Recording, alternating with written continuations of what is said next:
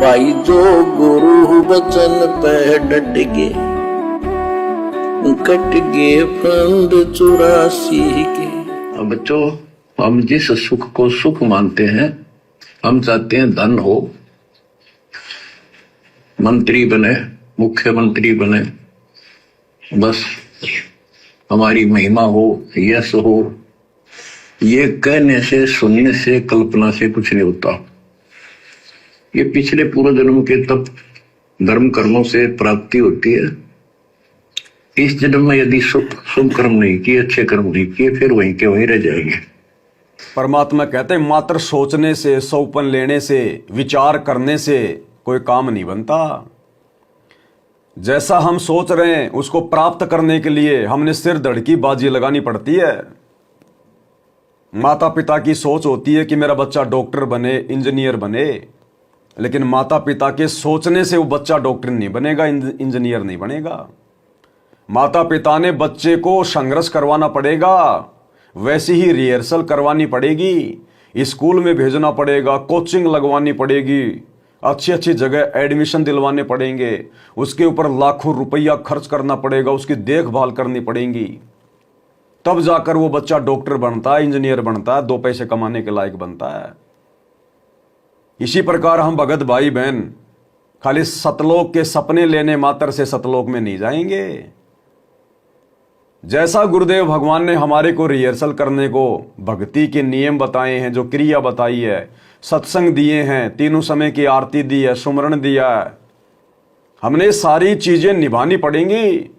इन सब के ऊपर हमने खरा उतरना पड़ेगा, तब जाकर कहीं हमें परमात्मा सतलोक प्राप्त करवाएंगे। खाली गुरु धारण कर लिया, हाथ में रक्षा सूत्र बांध लिया, गले में लॉकेट डाल लिया, कोई मिल जाए उसको सच्चाई बोल दिया और काम सारे उल्टे करते फिर रहे हैं जो पहले करते थे उपदेश लेने के बाद भी, तो फिर सतलोक नहीं मिलेगा। हमने वो क्रिया करनी पड़ेगी उसे प्राप्त करने के लिए।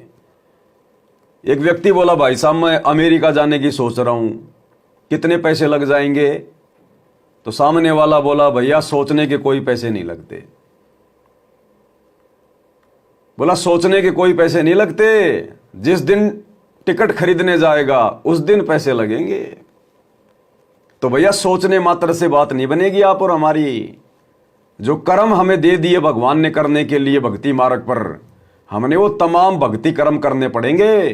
5 यज्ञ हमने नियमित करनी पड़ेंगी, सुमरण करना पड़ेगा, सत्संग सुनना पड़ेगा, गुरु को इष्ट मानना पड़ेगा। गीता अध्याय 3 श्लोक 13 के अनुसार गुरु को इष्ट मान के भोग लगाना पड़ेगा, तब जाकर हम सफलता प्राप्त करेंगे। और वो भी अंतिम श्वास तक इसी प्रकार की इन क्रियाओं में लगे रहे तो दृढ़ता के साथ। काल भी झटके बराबर मारेगा, काल भी बराबर चलता है, जरा सा माइनस पॉइंट देखा नहीं, काल तुरंत डंक मारेगा। तो देख लो भगत भाई बहनों, ये सतलोक जाना इतना आसान नहीं है। परमात्मा कहते हैं, शीश उपाड़े भूमि धरे, ऊपर रखे पाव, कबीर का घर शिखर में तेरी गरज पड़े तो आओ। कबीर का मार्ग कठिन है, नहीं कायर का काम, इस पर चले कोई सूरमा, 8 पहर संग्राम।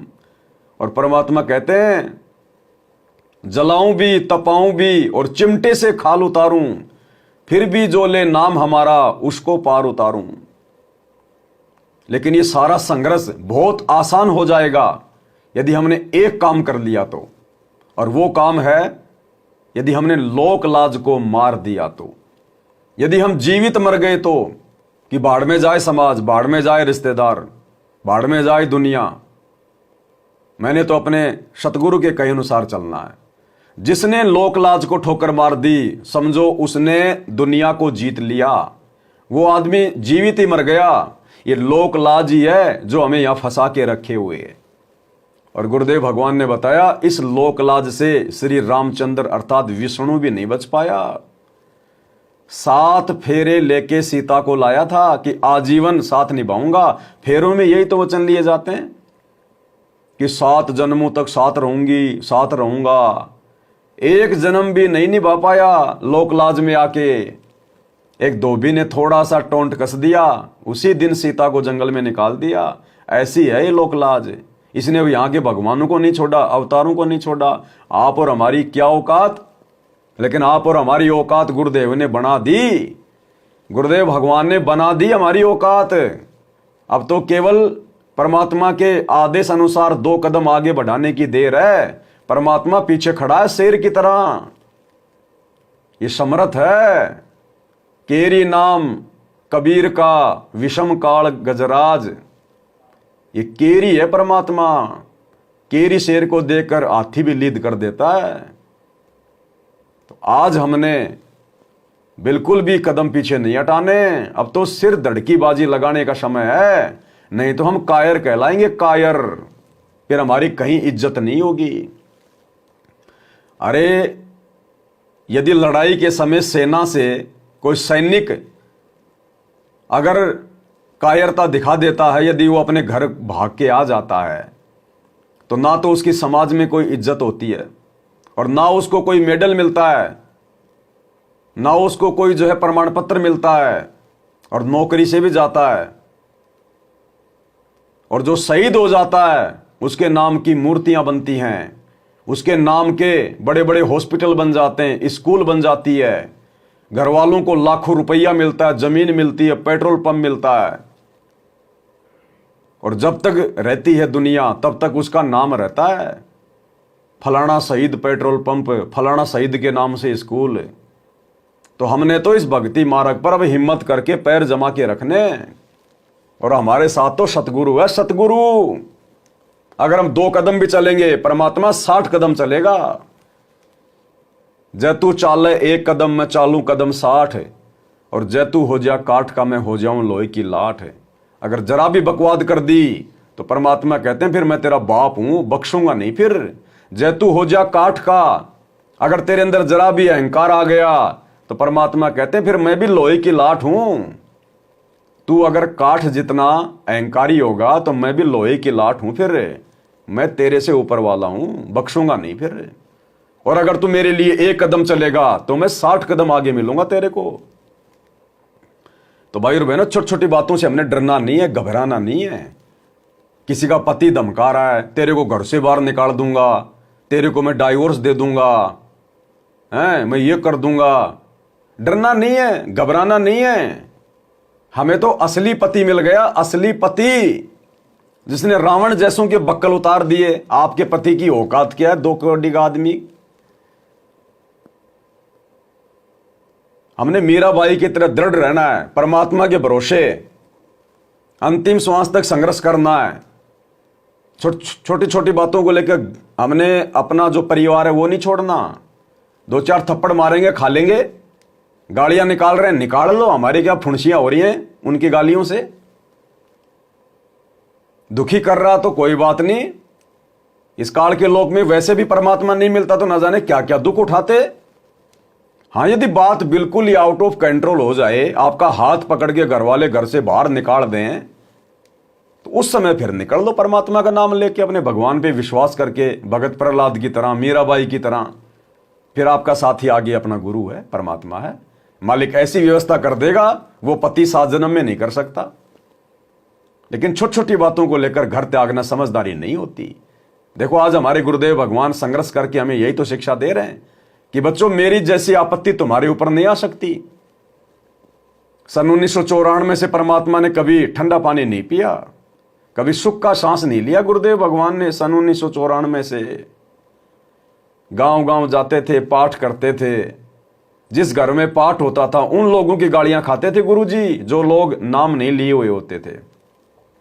बाहर के गांव वाले लोग जब गुरुजी पाठ करते थे, सत्संग करते थे, पत्थर फेंका करते थे। 2006 में करोथा कांड, 21 महीने जेल।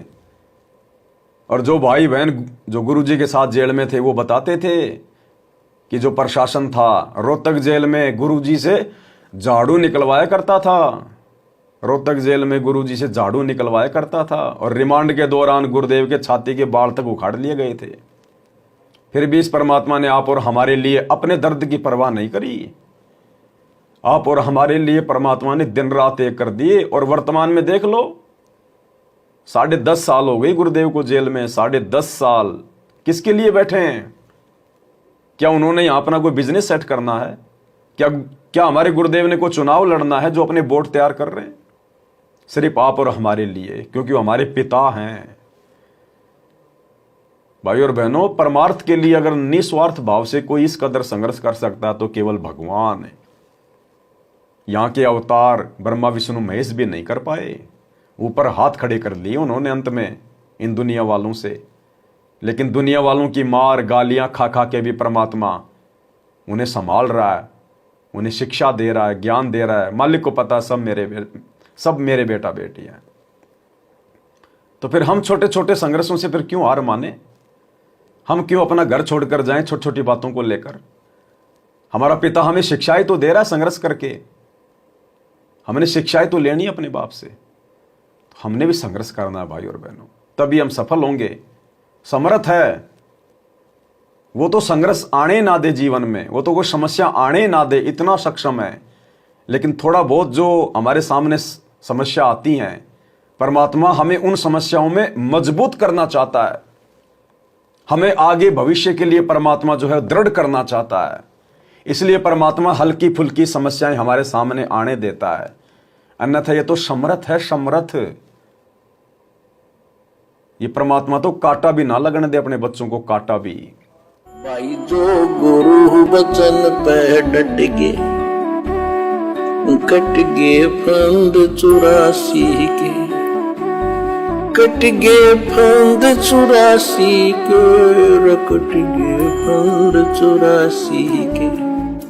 भाई जो गुरु बचन पे डट गे, कट गे फंद 84 के, कट गे फंद 84 के, कट गे फंद 84 के।